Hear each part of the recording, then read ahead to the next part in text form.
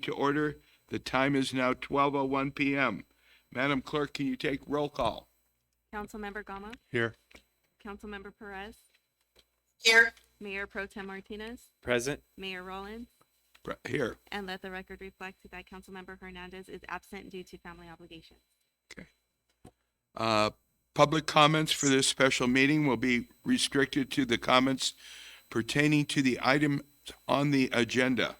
Any comments from those who are participating live with us, we'd like to ask that you use the Zoom's raise your hand feature so we can call on you at the appropriate time. Staff will unmute their mics and you will have 3 minutes to provide comments. Do we have any public comments today? I see no hands raised, and I do not have any written comments. So there are no public comments. Okay. So, number one on the business items, and the only thing on the business item is the ratification of the labor contract with the Service Employees International Union, SEIU Local 721. Great. And Charles, can you give a report? Good afternoon, Mayor and council members, members of the public observing this virtually. For the record, Charles Parrott's Deputy City Manager. The item presented as part of this special meeting for council consideration is the adoption of a successor memorandum of understanding between the City of Port Hueneme and Service Employees International Union Local 721. Earlier this year, the city and SEIU began negotiating for an agreement that would succeed the agreement that was going to end June 30th, 2022. After meeting in good faith on a number of occasions, city management and SEIU negotiating team reached a tentative agreement on July 7th. Parties agreed to terms that were reviewed and ratified by the full SEIU group on July 13th.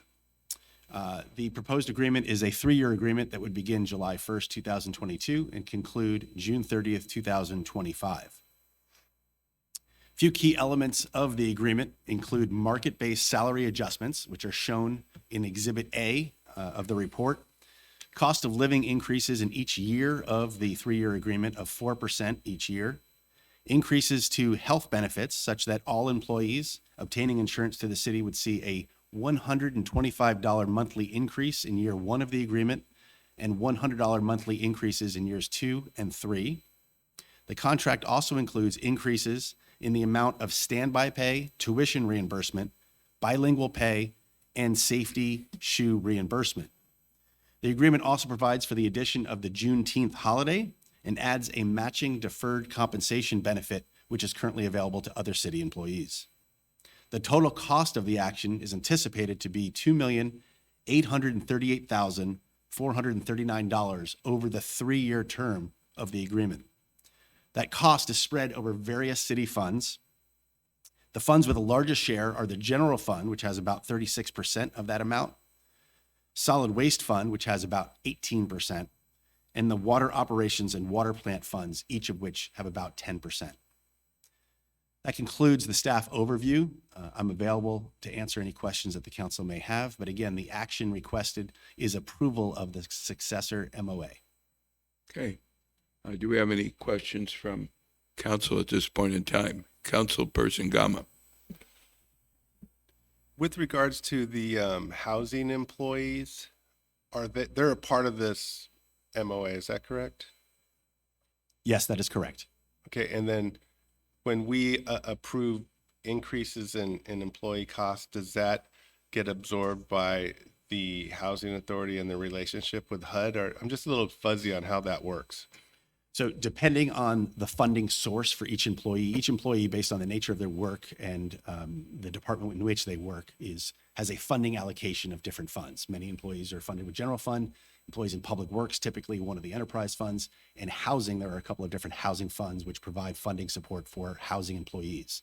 So the portion of this 2.8 and change $1 million contract that is attributable to employees receiving funds from the housing funds would impact those funds.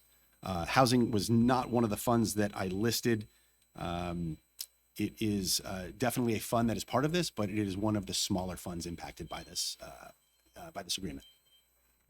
So when the funds come from the federal government, they're used accordingly. And then does the general fund backfill any funding shortages? Or I know it's complicated and this may not be the right time to try and get clarification, but it just popped up the other day. I was thinking about it. There could be a number of different ways of backfilling any funding. And Lupe's here and she can kind of correct me if I misstate anything. But one of the ways of looking at funding shortages is with any unassigned fund balances that exist.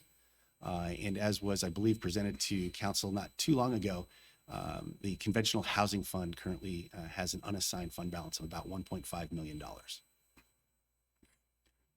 Yeah, I just, the only comment I want to make is I want to thank both you, Mr. Peretz, and the SEIU union group to kind of working together. I know over the 3 years that I've been on council, I've noted a number of different concerns, and it seems that this agreement, from my standpoint, touches base on a lot of the things over the years that people have had concerns. So I think it's a very proactive, progressive thing. And with that, I know that our SEI union will continue to perform at a top level, appreciative of this. So that's just my comment. Mayor, I'll just add really quickly, the negotiation process is never an exact science. It's an art, and both parties come in with different objectives. But it was, I believe, a successful process, and I do appreciate the cooperation and partnership of the SEIU negotiating team. Okay. Do we have any, we don't have any outside speakers that want to speak at this time, or do we? No, we do not. And so any other comments from our city council before we move into the adoption? Okay, so the recommendation, it is recommended that the city council ratify a 3-year comprehensive memorandum of agreement between the city of Port Hueneme and the general unit employees represented by SEIU Local 721. Contract period July 1st, 2022 to June 30th, 2025. May I have a motion and a second? So moved. Second. Okay, so we have a motion by Councilperson Gama and a second by Councilperson Mayor. Perez. Mayor, before the council takes in a vote, I wanted to identify one correction that was made. The attachment that is the resolution that council will be adopting had incorrect year information in 2 locations. It said 2012, whereas it was supposed to say 2022. We've made that correction in our files, but I wanted to make sure that I voiced that on the record prior to council taking action. So I apologize for the Okay, error. so friendly amendment to include that as part of the Now I'm looking for it. motion. So we have a motion and a second. May we have a roll call vote? I think we can do it one at a time. It's a roll call now. Councilmember Gama, Here. I mean, yes. We know Councilmember you're here. Perez, Yes. Mayor Pro Tem Martinez, Yes. Mayor Rollins. Yes. Okay. With that in mind, I'd like to adjourn this meeting. The time is now 12:10. The next regularly scheduled meeting is on Tuesday, September 6, 2022. I wish you all a nice summer.